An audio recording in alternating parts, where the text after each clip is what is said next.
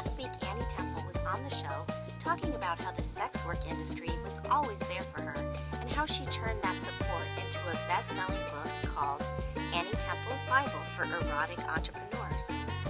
Find out how she went from erotic dancer to bestseller and go back and listen. This podcast is intended for mature audiences. Eve is a licensed physical therapist who is on a mission to destigmatize conversations about sex. In her PT practice, Eve treats conditions related to sexual health. Please enjoy the show. Hello and welcome to Please Me, the podcast that aims to destigmatize conversations about sex and sexual health by turning the sheets into our classroom.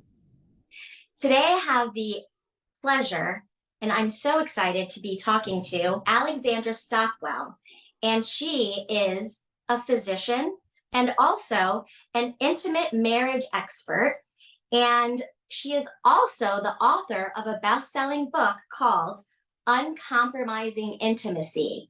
And I love this concept, and I can't wait to get into it with her. Couples who work with her will discover that the key to happiness is not to compromise. So I want to welcome you to the show today, Alexandra. How are you today? I'm well. Thank you so much for having me. I love the name of the show and can't wait for our conversation. Thank you. Yes, it's all about pleasure here on Please Me, and I can't wait to talk to you more about that. So first, I want to learn all about your journey, and I understand that you transitioned from being a physician to being an intimacy and marriage coach. Can you talk to me about that journey? Yes, absolutely. So let's see. I love that this is a leisurely conversation, so I can include a number of different things in my response. So my husband and I met the first week of medical school, and we got married my third year of medical school, which there are no vacations. It's 12 months for the third year. And so I was just talking about this earlier on an Instagram live because we didn't take a honeymoon. I needed to fit the wedding in around our exam schedule, quite frankly, because I didn't want to take an exam like within a week of getting married or just take an exam and then get married that weekend. So anyway, I'm going into that much detail because that pretty much summarizes the first 10 years of our marriage between our medical training and residency, and we had young babies right away, so lots of diapers to change and so forth, and working 60 to 90, occasionally 100 hours a week. And the first 10 years of our marriage, like, we were collaborative. We didn't fight particularly. We made financial decisions well, parented in a collaborative way, but it really and we were having sex. It's what I like to call functional sex. It was nothing that the poets write about. It's not that afterwards we felt, so much closer, but, it's fun, functional sex that just felt like another activity. It wasn't that different in quality than other activities. Let me put it that way. So 10 years in, I had always assumed that once we had more time together, I mean, we loved one another, we weren't fighting. Once we had more time together, well, the erotic energy would flow, things would heat right up. And here we were, not working nights, mostly home on the weekends. We have 4 children, but there was a significant break without any babies in diapers. And with more time, our marriage was pretty much the same, except that what had been like totally okay because we knew we were busy and eventually we'd have time together, it wasn't okay when it was a little confronting. And it actually took some time for me to admit that to myself and then to speak up with my husband. But anyway, I'm trying to lay this out to say that it really was for my own sake and my own marriage that I wanted to learn a whole lot more than I had ever learned in medical school or anywhere else. My parents were divorced when I was a child. My husband's parents were divorced when he was a child. And I just didn't have a lot of inspiration, although I love my husband very much. So eventually, I did a training that was both for lay people and a coach training. It was extremely in depth. And I wanted to learn it all, and I wanted to bring it home to my own bedroom. And at the time, I didn't even really know what a coach was. But I've done a lot of consulting on child development in schools, and I'm interested in educational and pedagogical frameworks. And so I was just fascinated how the this would be taught, how people would be trained to then work with couples and individuals. So I went to the teaching lab really like out of curiosity. But as soon as I participated in the teaching lab in this program, I just knew I had come home.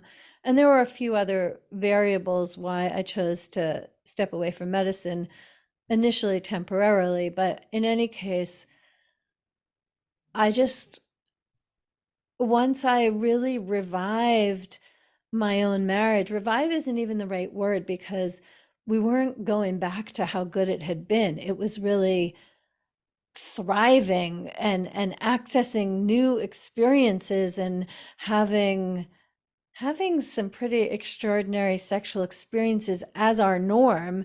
And I say that having been married for 27 years now, that I really wanted to be able to show other couples how to do this. And so I transitioned out of practicing medicine into being a relationship and intimacy coach full time.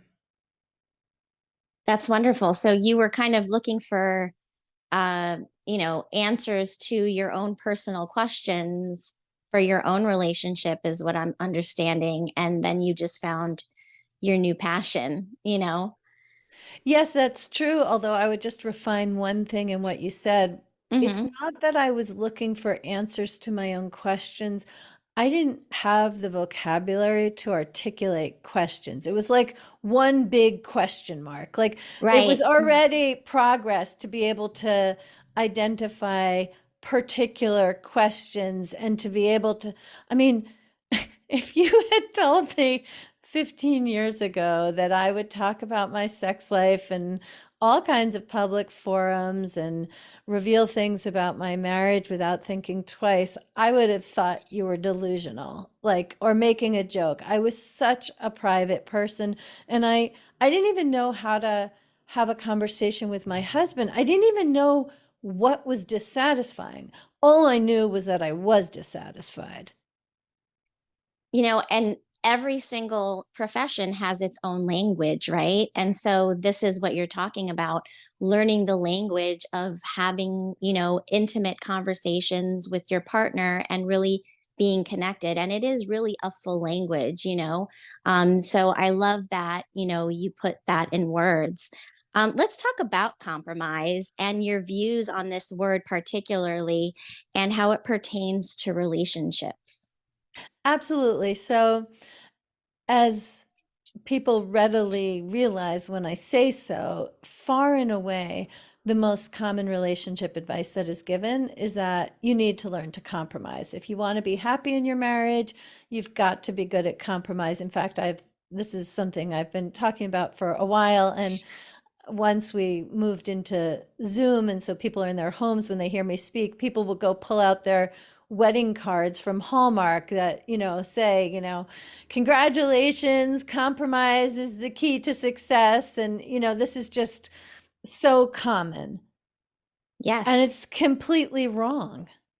What compromise does is it sets you up for a pleasant, conflict-free, bland companionship. We have an epidemic of conflict-free, passion-free relationships where people are accommodating their partners. And the way that I define compromise in the context of marriage is that, or committed relationship, I'm not making a big distinction there, but that compromise is where you withhold what's true for you, what you desire, what is alive inside you. It can even sometimes be your challenges, but you withhold what is true for you so that your partner is more comfortable.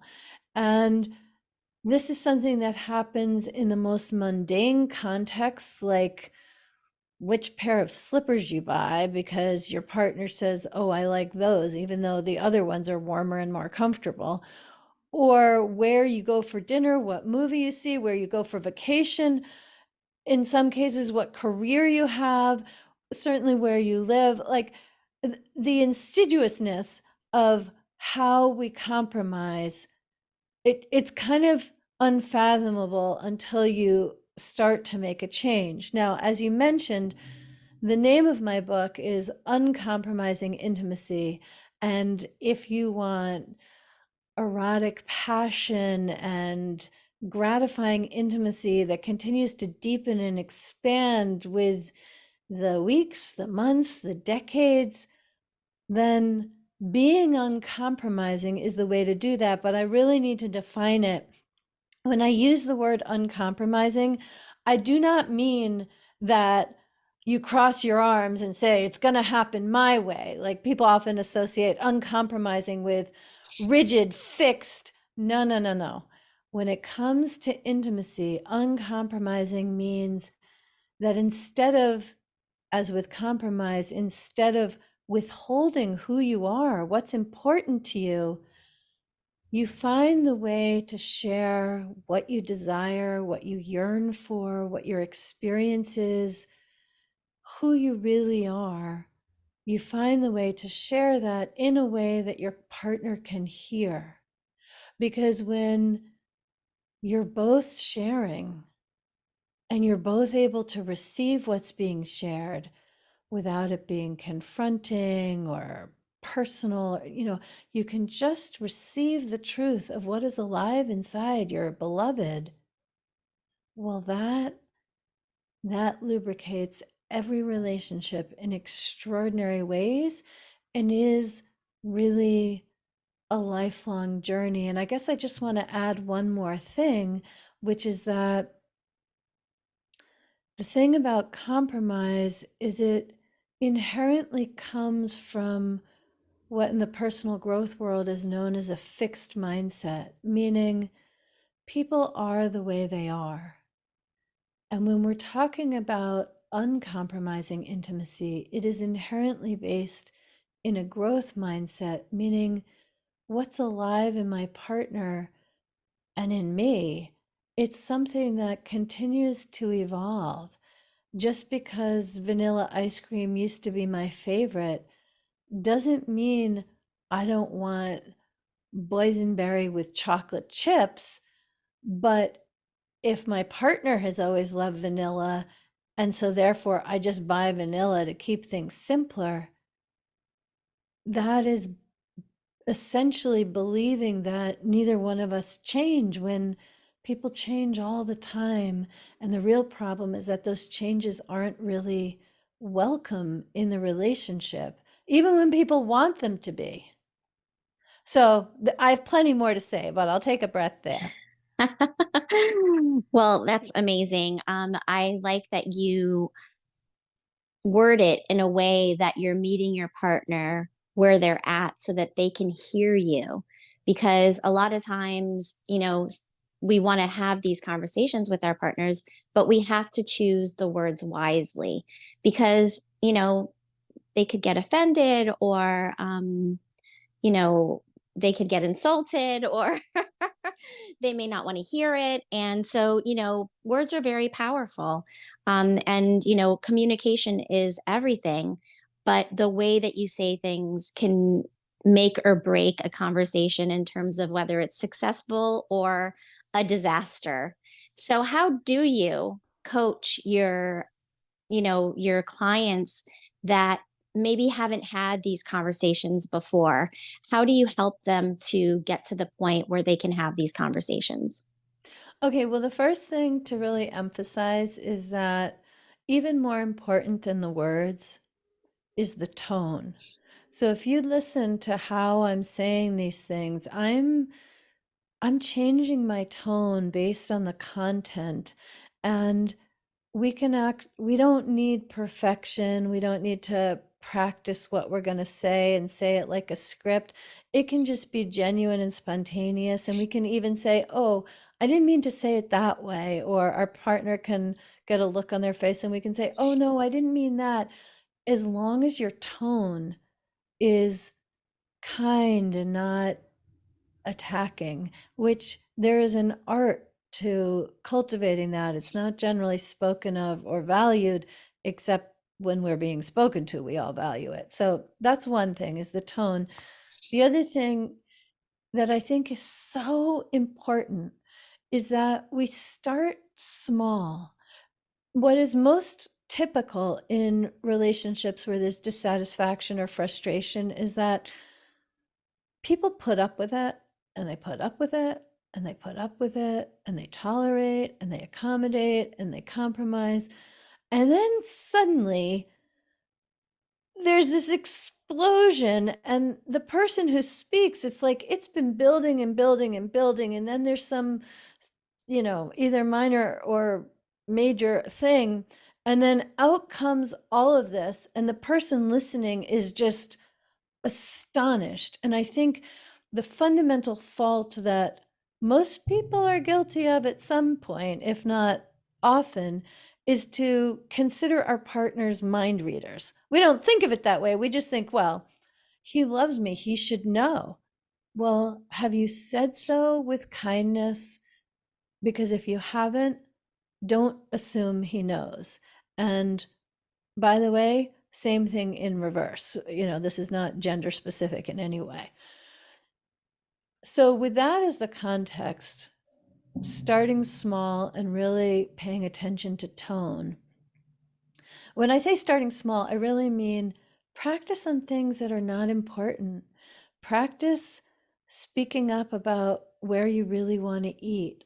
And it doesn't mean you have to eat there. It just means that your partner knows what your desire is. And when you both know both of your desires, then you can choose how you want to do it. You can alternate or get takeout, or, there are many different options. Absolutely. And go ahead. Did you want to say one more thing? Yeah. Go ahead. And then the other thing that I wanted to say is, with all of that really as context, the key in bringing up a conversation like this is curiosity. If you think back to the experience of feeling in love, it's filled with curiosity. What did you want to be when you grow up? What grew up? Where is that scar from? If you weren't this profession, what profession would you want to be? Like, just the feeling of being in love includes being flooded with fascination for who our partner is. And it's a really beautiful thing when things become secure and stable and familiar, and you settle into the relationship. But the unfortunate thing is that often that comes at the cost of curiosity, and it just doesn't need to. As I was saying earlier, we are constantly growing and evolving. So assuming that someone listening wants to initiate a conversation and you're not at the point where you have this whole backlog of resentment and unspoken things that are going to come out in an explosion or sideways or whatever, assuming you're not in that kind of a state, and if you are, you need to do your work to get out of it, because bringing that state to your partner is not going to get you the results you want. Opening up the channels of communication with more curiosity. And when I say curiosity, it's not like, can you pick the kids up at 4? Or do you need me to? That is technically a question. I'm talking about open-ended questions where no answer is right or wrong. It's just whatever is true for your partner. Things like, what was the highlight of the week for you? Or, if we didn't live here, where would you want to live? Or, when you're driving to work, what do you daydream about? Or even, what podcasts are you listening to these days? Like, it could be any number of things, but the point is that you're inviting your partner to bring more of him or herself into the relationship, And the more of you, both of you, that is in the relationship, well, the more connection, the more intimacy, and most of all, you stop with holding parts of yourself back. And it's not that you need to be able to share everything, it's that if there's something you can't say, it's probably something you should say.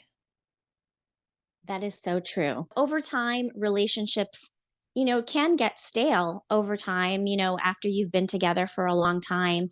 And I love this idea of having these conversations that are really, you know, everyday questions to really keep your connection going with your partner. What sorts of questions do you help your clients to formulate when it comes to intimacy and sexuality? Well, okay, as I was saying earlier, I think it's important to start with benign things. So Right. if if you've never had a conversation about sex, and someone who's used to having conversations might think, well, of course we do. But the fact is that the vast majority of couples are way more comfortable having sex than having a conversation about sex. Absolutely. It's a totally independent skill set, as it turns out. So let me talk through how to get into that. If you've never had a conversation like that, well, first of all, you want to make sure to just open up the quality and depth and intimacy and vulnerability and conversation in the ways that I've already spoken about, discussing things that aren't about sex, just to practice connecting and surprising one another with your answers and so forth, which is valuable for its own sake. But anyway, that would be the first step. Then the next step for someone who's never really talked about sex is you want to make it a positive experience. So same as before, don't wait until you're dissatisfied and then bring up all your dissatisfaction. You don't want the first conversation to be, I've been faking orgasms all these years. Do not start there. or I wish, whatever. You can start by sharing positive memories. Talk about delicious moments you had together. And exactly how you do that is going to depend on the relationship, the culture of the marriage. So if you're used to being explicit or anatomical, by all means do so. But if you need to kind of shimmy in from the back, that's fine too. You can say, that time when we were in that hotel room in Chicago, I was just remembering that was so much fun. And you'll both know what that means, but the vocabulary is fairly benign. That's a totally okay place to start, because the important thing is to just feel a little uncomfortable, not crazy uncomfortable, and grow your capacity. Just like if you're going to lift weights at the gym, you start with 5 pounds, go to 10, 12, 15, and so on up from there. Just start where it's most comfortable for you. So, as I say, remembering memories. And another purpose in remembering memories in this way is it has you both feeling good about the sex you have. And if you can't think of any really positive sexual experience, well, then just talk about how much you love holding hands while you walk together, or when you put your head on your partner's shoulder while watching TV. Just dial it back as far as you need to go so it's well calibrated. And wherever it is you start, then just dial it up a little bit more from there. And for the first conversation, if you want to just say, going with the example I made up just now, I loved the time we were in Chicago together. That's enough for that first conversation. This is not a one and done. Like people talk about, quote, the sex talk when talking with, an adolescent.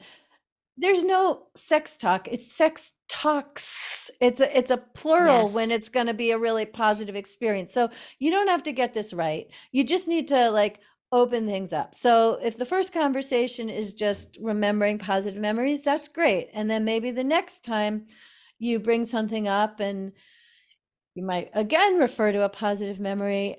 And then also you could go from there and say, and I'd like to try some new things together. Or you could say, I love how we have problem solved when it came to our budget or parenting our child. Let's bring some of that attention into our bedroom. So I haven't really gotten that explicit yet because I think the main thing that contributes to success is setting the context. Because if you bring up specific concerns or desires sexually, without setting the context, the most likely situation, if you don't already have rapport and ease having these conversations, is that your partner will feel somehow blindsided and attacked. So when you start by talking about delicious sexual memories, about successes in other areas of your relationship, and essentially hacking them to implement them when it comes to sexuality and intimate experiences, that really sets the context to then go forth and have fun. And the thing that I would add once it's time to become more explicit is to understand that just as I think most people who work on their relationships or want to improve it have encountered the idea of the 5 love languages, mainly that each person has their own way of feeling loved, and that contributes to how they give love. And almost all the time, partners are matched with one person's love language being different than another. And there's Right.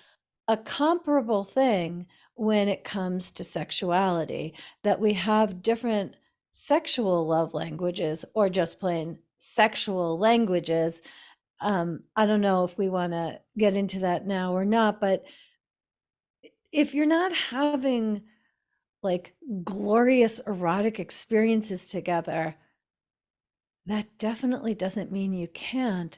Having a fantastic relationship in all respects, including how you touch one another when you're naked or partially clothed, it's all a learnable skill. And part of learning the skill and heating up the bedroom and letting the sexual experiences be very pleasing to both of you includes a deep understanding. That implies something a little more intellectual than I meant. Just an intuitive understanding, as well as a little bit of intellectual understanding of what your pleasure language is, what your sex language is, and what your partner's is. And so one of the places this shows up most often is when it comes to foreplay. Like, do you want to have, I don't know, sexting during the day in order to warm up for an evening encounter? If one of you gets naked, is the other one ready? Do you want to arouse before desire sets in, or have desire lead to arousal? Like, those can go in either direction, even though we tend to think, oh, you got to feel like it before you touch one another. Not at all. There's so many, there's an infinite number of ways for a wonderful sexual experience to be initiated. And most commonly, couples are not totally synced up on what that's going to take. And so really, anyone wanting to have a conversation to enhance your sex life, I suggest you start by getting really clear for yourself, what is the context in your personal preference that has you ready to spread your legs? And what are the things that really don't work for you that maybe your partner thinks does work for you, but is never going to know unless you say, because he or she is not a mind reader. They might feel rejected. They know it didn't work, but they're not going to know necessarily that it's never going to work. Absolutely. And I love the idea of starting with, positive memories of your relationship, because this is what you're trying to build upon, is those previous positive experiences that you want to have more of, right? And, knowing your own love language and knowing your partner's love language is another great place to start too, because then you can start incorporating little things throughout the day. For me, I love, my love language is acts of service. And so Mm. anytime my partner does something for me, that is an act of service, I thank him and I tell him and remind him that that turns me on when he does things like that, for me. Even though it's completely unrelated to sex, those things turn me on. So I will say so. And it could be a little, pat on the butt as you're cooking dinner or a kiss on the neck as you're walking by. All of those small little details, really play into what goes on in the bedroom later on in the evening. So, really thinking about how you can incorporate little moments of connection throughout the day and trying to um, gear those towards you and your partner's love language. So if your partner loves to hear words of affirmation, leaving them little notes here and there, can really make him feel great about himself and about the relationship, and hopefully will translate, later on down the road to some more intimate connections. And especially if you want to have these conversations, it's a good place to kind of start. I really agree with you. And, when it comes to a one night stand, you can have a pretty great experience without even knowing the other person's name. Like, none of the emotional intimacy or love languages need to pertain. It's just raw. And I mean, of course, it can be terrible, it can be mediocre, but it also can be really great. When it comes to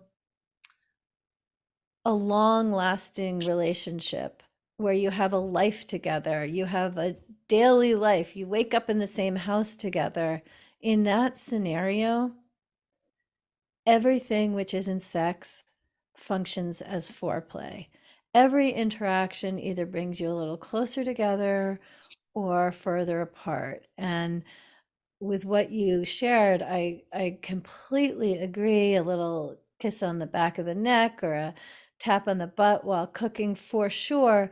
And I also want to say things that have nothing to do with romance and sex also contribute and function as foreplay. If you help put the kids to bed, that, well, I'm saying, if a woman is exhausted and putting kids to bed and her partner comes in and says, "Oh, I'll put the kids to bed," or after putting the kids to bed, she comes downstairs and the kitchen is already cleaned up after dinner. Like, these are things that are not specifically romantic or that sensual, but they absolutely contribute, not to guaranteeing anything, but they contribute, they function as foreplay, leading either in the right direction or in the direction of feeling unseen, unsupported, drained, exhausted, and ultimately alone within the marriage, or seen, appreciated, supported, collaborated with, and that is true both in words and in action. Absolutely. If my partner came in while I was putting the kids to bed and said, "Babe, I'll handle this. You go take a nice hot bath," you know, wouldn't that be nice? And it Well, doesn't actually, I just want have. to say, wouldn't that be nice? Yes, it would. And one of the keys to that is that it not become transactional. So if a partner comes and says, "I'll put the kids to bed. Hey, babe, do you want to take a hot bath?" That can't be code for, "And then you better show up for me naked afterwards." You might want to do Right. it, but as soon as it becomes transactional, it actually is not hitting the mark that I'm talking about. I'm talking about a kind of generosity which Right. leads to reciprocation, but isn't equivocating for reciprocation. Absolutely. And that is what I meant. You're exhausted. go take a nice hot bath and relax while I do this for you or for us. I mean, it's, you know, they're also responsible if those are their children. And that's not always the case in every relationship. So, but, you know, doing things for your partner that um, make them see that you really do care about them and want them to, you know, be happy and comfortable, and you're paying attention to their emotions, their feelings, their, you know, energy level and all of that. So I want to talk about high performance relationships because you mentioned this too. And I sexually, I can see how this would be important, but I just want you to sort of define what you mean by high performance relationships. Sure. So the term high performance is used when it comes to athletes, when it Mhm. comes to, when it comes to health, fitness, career. We're used to kind of people aspiring to push the edges and see how far they can go and have the most gratification, the most accomplishment in many areas of life. And the area that actually impacts us the most for the vast majority of people is our intimate relationship.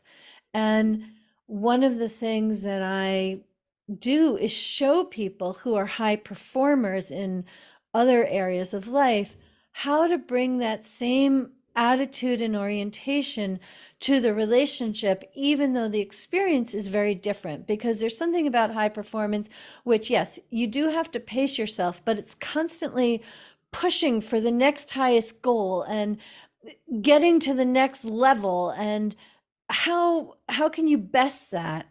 And that kind of energy isn't the energy that deepens, grows, and expands a relationship.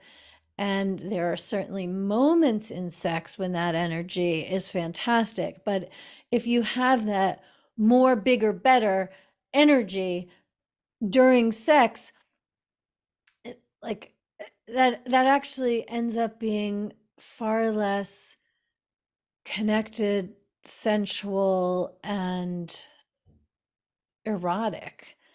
So, for a high performance couple, one of the biggest things is to learn the value of slow and deep.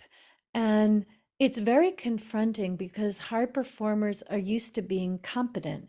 They're used to finding out what needs to happen and making it happen. And when it comes to relationships, sensuality, sexuality, emotional intimacy, there isn't some manual to work through. And they need to be open to, in a way, bringing some beginner's mind. And when they do, the growth and the depth and the gratification in the relationship, it always like takes my breath away how people are high performing, how rapidly they can really reconfigure the quality in their relationship and have it be one of their huge successes in life as well.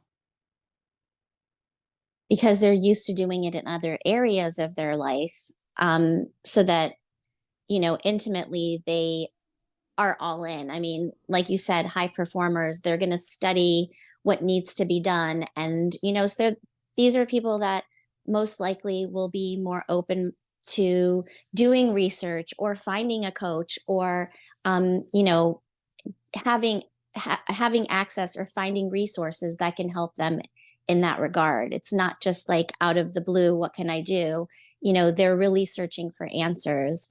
Um, you know, how would you coach a couple that you've been seeing for a while and is sort of connected in the other ways? How would you coach them in really trying to get that? And I know that you're saying high performance and sexuality maybe doesn't go hand in hand because you're now lacking the intimacy and, you know, the connection. But, you know, I think of it as, you know, being all of that.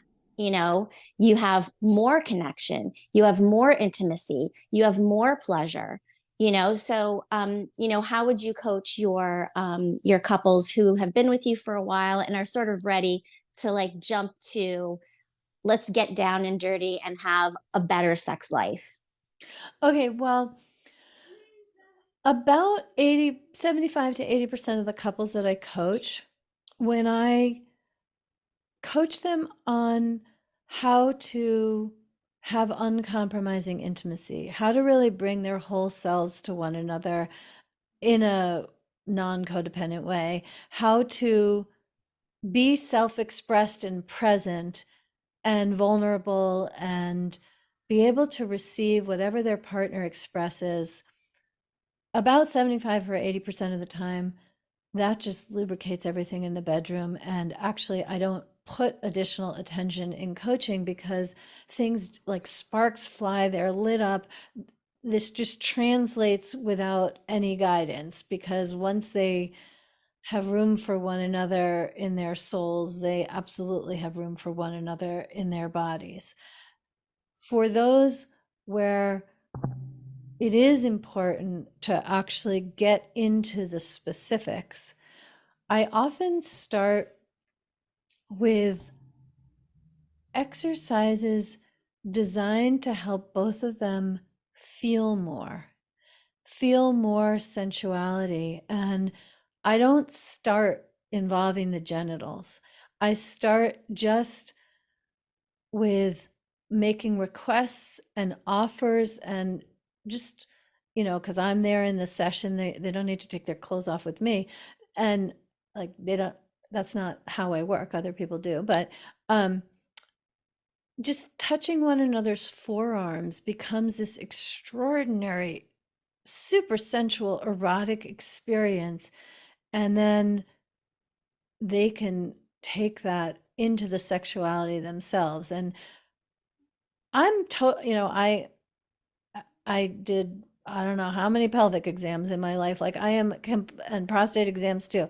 I am totally comfortable and well informed having those conversations, but my clients, for the most part, it's uncommon that we get into too many specifics, because once they are focused on presence and self-confidence and attunement and really having a profound connection with their partner, their bodies know how to do that too.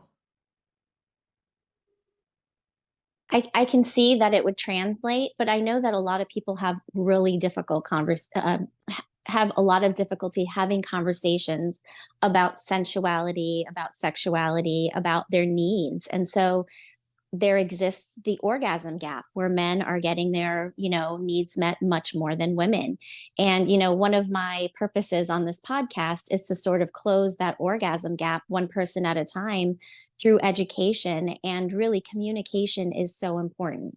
So, yes, you're helping them to learn how to communicate better in other aspects of their lives, but sometimes they need, some coaching as to how to have these intimate conversations. Many women fake orgasm. It's thought that almost 80% of women at some point in their lives have faked orgasm. And some people do it every time. I have a client who came to me the other day and said, I'm treating her for the pelvic floor. And I said, so how's your sex life? Has it improved since we started? And she said, actually, my husband's having a lot more climaxes and quicker. And I said, oh, okay, well, that's interesting. Can you tell me more about that? And she said, well, now I can like contract my pelvic floor and my vaginal walls. So I squeeze it really hard and then like he gets it over with, you know? And I was crushed. I was like, this is not the purpose of this conversation. Like, I think you need to really go back and, try and figure out when you guys can figure out a time that you are going to be also ready. Because, obviously, in every relationship, libidos are going to be different. She had gone through some medical issues that, had lowered and plummeted her libido, but she was still performing for her husband out of, you know, I guess, Right. she, So obviously, the orgasm gap is a major problem that needs attention. And there are, for me, if she were my client, there are two ways that I would go about it. If I Okay. were coaching the two of them together, the first step would be to get real about what the situation is. And whether I'm coaching the two of them together or just her, I would coach her to get to know her own body and I've had many clients where after a woman, which is not an easy thing for most women to do, but to really go on her own journey with a mirror, with lube, with music, with something that feels sexy to her, to really get to know her own body and then take her partner on a tour. In other words, it's not we may disagree, and that of course is fine, or we may not, I don't know, but I don't think of it as, in a heteronormative context, that it's his responsibility to provide her with orgasms. It is definitely his responsibility to be devoted to her having orgasms, to be responsive, but it's not, I don't think the orgasm gap is because men are bad lovers. I think the orgasm gap is because men lack skill and women lack responsibility and empowerment. And I don't say that as a judgment. What I really mean is that if a woman isn't having orgasms, having pelvic floor therapy with you is superb. And so is listening to some erotica, watching porn for women, reading Song of Solomon, like whatever it is. If a woman, if there's an orgasm gap or a woman just isn't fulfilled, then usually just with her, I will together create a buffet of options for her to experiment with, because when she takes control for her sexuality, then a willing partner has a way to contribute to a win-win situation. But I don't think that the orgasm gap is the result of men not knowing where the clitoris is. I think it's the result of men not knowing where the clitoris is or how to touch it, and women not knowing where their clitoris is and how to touch it. And so, yeah, like I agree. I agree. But you have to help the client have that conversation, and I love starting with, let's be real, this is what's going on, right? This is where we're lacking, but this is where we're doing well, and yes, some men lack skills, or maybe it's not that they lack skills, they just don't know what turns you on particularly because you've never voiced it to them. So, yes, absolutely. Knowing your own body is so key in order to translate that information towards your partner. And I love the idea of giving him a tour because I mean, it's just like a nice visual. You learn your own body, and then if you are open to that, having him watch you or telling him specifically what really turns you on so that you can close that own orgasm gap for yourself. And like I've said many times before, the purpose is not the climax, it's the whole experience. However, if you are already resigned to the fact that, your partner is going to most likely come first and then it'll be over by then, after that, and you're okay with that, that's fine. You'll never close that orgasm gap for yourself. So, yes, go and ahead. actually, if that's the pattern, that he always climaxes first and then sex is over, well, then he doesn't get to do the things that bring him to climax until you've had yours. Like, absolutely. And I want to echo what you said. The way that I language it is that good sex is a feeling. it's a feeling, it's not an action. Now, those feelings are very closely connected with the actions, but you can do particular actions and not have that feeling. Some people can have that feeling without doing those actions, but that's kind of beyond this topic and this conversation. But I just want to be really clear that in order to enjoy sex, you have to grow your capacity for feeling. And the mechanics are to help you do that. And you start with the mechanics so the feeling emerges.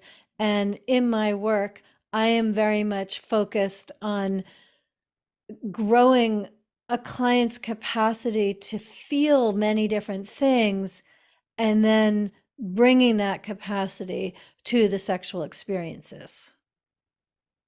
Yes, absolutely. And, being in tune with your feelings, your emotions, and your partner's feelings and emotions, is Well, so important. I mean feelings that way, but I You're also right. mean feelings in the sense of sensations in the body. The way I just said, the way I was talking about, you need to be able to feel it and it's an experience of feelings. I'm talking about sensations, physical feelings. I mean, Physical sure, it includes sensations. emotional feelings. I use that too casually. I could distinguish. Let me say that Hmm. that great sex is a combination of emotional feelings and physical sensations, and you can grow your vocabulary and capacity to have physical sensations and then have fun sharing that with a partner who's curious and Yeah, setting it up to create a win-win rather than any sense that you're providing a report card of where he's failed. right. Absolutely. Focusing on the positive of what they do. And I always say aftercare is a great time, to cuddle and tell your partner what you really enjoyed, because they'll take note of that. And yes, heightening that sensation. And when your mind is not in the right place, no matter how much your body is, feeling, your mind can take over and bring you to a different place. So then you won't be feeling anything in your body. Your mind will be somewhere else. So sometimes it's a matter of just finding the time that you both set aside together to really connect in that way. And all of the things that are on our checklists that we need to do for the day are done for the day, or that you've set those things aside so that you can really focus on your partner and your sensuality. So I have a Absolutely. question. Yes, so I Yes. have a question for you that I ask all of my guests, so I hope it's not too personal for you, but I would love to know what your personal favorite sex position is and why. I've been thinking about this since you mentioned it earlier, and I don't know that I have like a favorite sex position. I would say that one of the things that I love about the sex my husband and I have is that it's pretty varied. And we're both 55. So by varied, I don't even necessarily mean that we like have so many different positions as much as where our attention is and the quality of the sensation. So I think, well, I'll say this in this context that I've had 4 children. They were 9.5, 10, 11.5, and 12 pounds. So you can be sure that that affected my pelvic floor. And I love all kinds of positions, but the one that where I can orgasm most quickly is where I'm on top. Okay. And that is my favorite too. And the reason why, and I like reverse cowgirl. So facing away, you may like facing him. But the reason why I like being on top is because you can reach your vulva, you can reach your clitoris, and you can also stimulate externally, because 95% of women need external clitoral stimulation in order to orgasm. So if you're And the ignoring, breasts too. No, I and the mean, breasts are also connected, so yeah. yeah, absolutely. So him reaching up and or you reaching down and, touching your own self, is all beautiful. So thank you for your honesty with that. And I know sometimes it's a little uncomfortable, but I appreciate you answering. I'm not uncomfortable. Okay. I've been fascinated because before I had children, that wasn't true. But since having Okay. children, that's why I mentioned the size of my babies, that since having And children, being on top definitely touches everything very well. And you know what? I love that you say that, because as we progress in our relationships and as we get older, that those positions that you may have loved in your 20s and in your 30s may not be what you're loving now, And so Exactly. Yeah. being open to the change, like you mentioned before, we're constantly changing. And so being open to and embracing those changes, and then learning what, can work for you now, and being curious about what can work for you now is where it's at, and all things that you mentioned before. So I just want to make sure that my listeners can find you. So can you please let us know where they can find you? Absolutely. Thank you. AlexandraStockwell.com. And from there, you can download the first chapter of my book, which is all about different kinds of relationships. You can find links. I'm very active on social media. I have my own podcast, the Intimate Marriage Podcast, where I talk a lot about sex and communication and all the things that we've covered. And yeah, you can find all of that at alexandrastockwell.com. Perfect. Thank you so much. As a licensed physical therapist that treats the pelvic floor and sexual health conditions such as erectile dysfunction and decreased vaginal sensitivity and dryness, I work with clients, who have these issues, and I am happy to help you as well if you feel like you need help in those arenas. So please feel free to reach out to me at pleaseme.online, and you can reach me there. If you're curious about exploring the modern open relationships, you can go to sdc.com and use promo code 37340 for a free trial membership on me.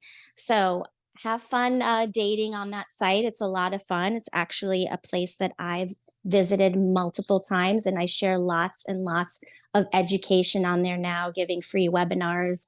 And it is a wonderful site for education as well as a dating site. So feel free to peruse, enjoy. And again, Alexandra, thank you so much for being on the show today. Thank you. Until next time.